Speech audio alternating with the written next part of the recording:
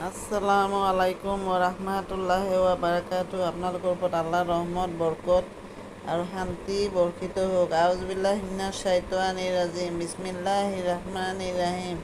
খেদা খোৱা শয়তানৰ প্ৰচলনিৰ পৰা আল্লাহ তুমি আমাক ৰক্ষা কৰা। পৰম কৰুণাময় পৰম দয়ালু আল্লাহ তাআলাৰ নামত আৰম্ভ কৰা। আজি সূৰা আল কামাৰ অৰ্থ চন্দ্ৰ। সূৰাটোৰ 26 নম্বৰ আয়াতৰ পৰা 30 নম্বৰ আয়াতলৈকে পঢ়ি শুনাব খুজিছোঁ। আশা কৰোঁ আপোনালোকে শুনি অশেষ সৱাব অৰ্জন কৰিব পাৰিব।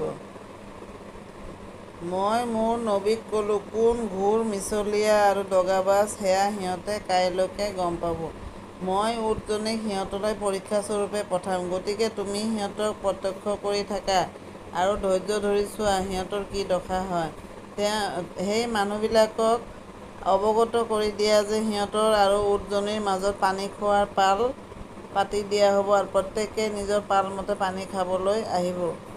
পিছত সেই মানুহবিলাকে সিহঁতৰ লগৰীয়া এজনক মাতি আনিলে। সি এই দায়িত্ব মূৰ পাতি ল'লে আৰু উটজনীৰ পিছ ঠেঙৰ শিৰ কাটি বধ কৰিলে। চোৱা মোৰ শাস্তি কেনে কঠোৰ আছিল আৰু কেনে কঠোৰ আছিল মোৰ সতৰ্কবাণী। সমাপ্ত।